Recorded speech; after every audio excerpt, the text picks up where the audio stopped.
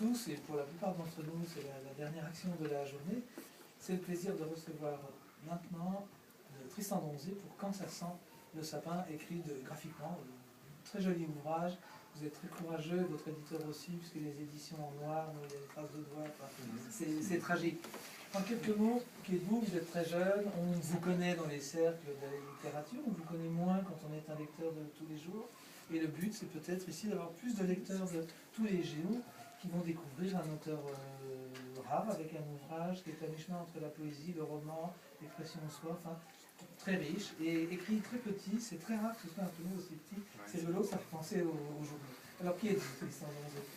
C'est une question extrêmement difficile. Ben oui, vous avez un quart d'heure, c'est tout. Montaigne disait que quand on suivait quelqu'un, on n'était personne. Je ne sais pas qui je suis. Bon, vous êtes déjà instruit. J'ai placé Montaigne comme oui. ça, c'est bon. Non, je suis un jeune écrivain, effectivement, mais j'approche bientôt de la quarantaine, donc c'est vrai que c'est mon premier à l'époque des Stéphane Hessel et autres, à 40 ans, on est très jeune. C'est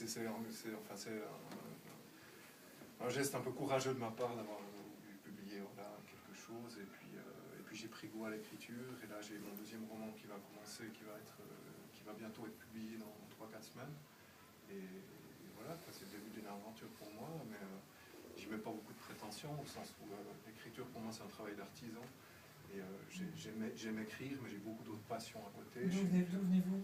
Je viens du Jura, oui. Du Jura. C'est le sujet de mon roman, en fait. Oui. C'est quand même, et donc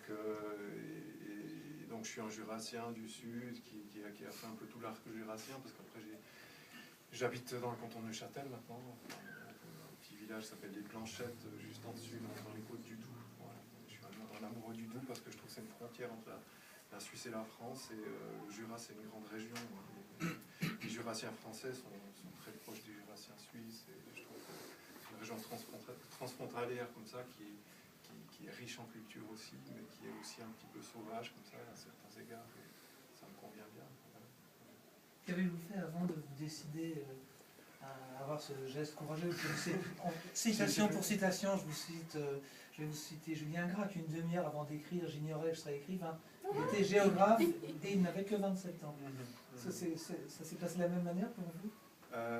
Non, j'ai quand même étudié les lettres en fait, parce que c'est vrai que j'ai toujours été un amoureux de la littérature, mais disons un amoureux d'un certain type d'écrit qui pour moi renvoyait à quelque chose de très intime.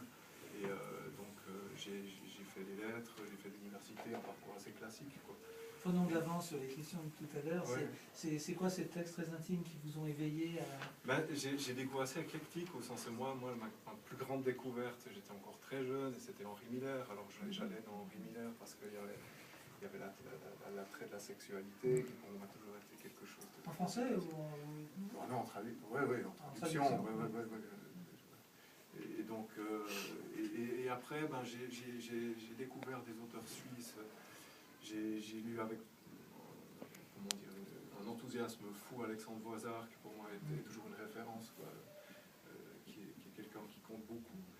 Et pourquoi? Parce qu'il parlait de son pays avec un cœur et un talent incroyable. Et ensuite, j'ai des goûts assez éclectiques. Moi j'aime beaucoup Sandra, mais c'est pas parce que je suis chauffronnier, parce qu'en même temps il détestait la Suisse, et je pense qu'il n'était pas très content de s'appeler Sauzer finalement. Et donc voilà, j'ai des goûts assez éclectiques, et j'adore la littérature américaine aussi. J'ai eu mon passage Bukowski, comme tous les jeunes qui se cherchent un petit peu dans la marge et dans d'autres choses. Et puis voilà, et après à l'université j'ai découvert aussi d'autres écrivains. Mais j'aime beaucoup la littérature suisse, quand elle parle de la Suisse, quand elle parle du paysage suisse, quand il y a une référence directe à nos régions. J'aime pas tellement l'état d'esprit des gens qui pensent que l'universel est plus parlant que son terroir. Voilà, ça me dérange un peu. Et donc voilà, je pourrais vous parler d'un écrivain comme ça qui ont été pour moi des références, mais j'ai des goûts assez éclectiques. Je ne suis pas figé sur une tendance. Je pourrais aussi vous dire les écrivains que je n'aime pas, par exemple. Ça, c'est dans les questions. C'est la question. Qui n'aurait pas fait le livre, par exemple? Parlons un peu de Quand ça sent le sapin. Il y a un jeu de mots, parce que quand ça sent le sapin, généralement, c'est pas trop bon. Ouais, bon, le titre est très mal choisi. Oui, c'est vous, ça? c'est moi dans un moment de faiblesse, je crois. Parce que il y a beaucoup de gens qui m'ont dit, mais en fait, on dirait un roman noir en plus, alors que ça n'a rien à voir. Ça n'a rien à voir, ça se mode, comment c'est un titre, on dirait un peu un San Antonio, ou je sais pas, un truc. Oui. C'est volume 2 en fait. En fait, le premier titre, c'était Le goût des sapins, le goût des épines. Voilà, c'était Le goût des épines. Puis j'ai trouvé ça hyper prétentieux, et donc du coup, je suis parti dans d'autres travers, et voilà, je ne suis pas content du titre, mais voilà, Et c'est curieux parce que quand on est journaliste ou français comme moi, qu'on habite Genève depuis trop longtemps pour en parler, le sapin n'évoque pas forcément le Jura en plus de ça, de cette moyenne montagne et de quelque chose de vallonné. Est-ce que c'est une pudeur de masquer l'arbre qui cache la forêt, si vous me passez le jeu de mots? Oui, disons que c'est plutôt la référence à la mort qui pour moi était juste fondamentale. Il fallait que j'ai un titre qui ait une résonance, pas morbide, mais disons qui ait une résonance avec cette finitude. Et en même temps, j'aime pas le sérieux de cette question, parce que c'est la question fondamentale de la philosophie, et voilà.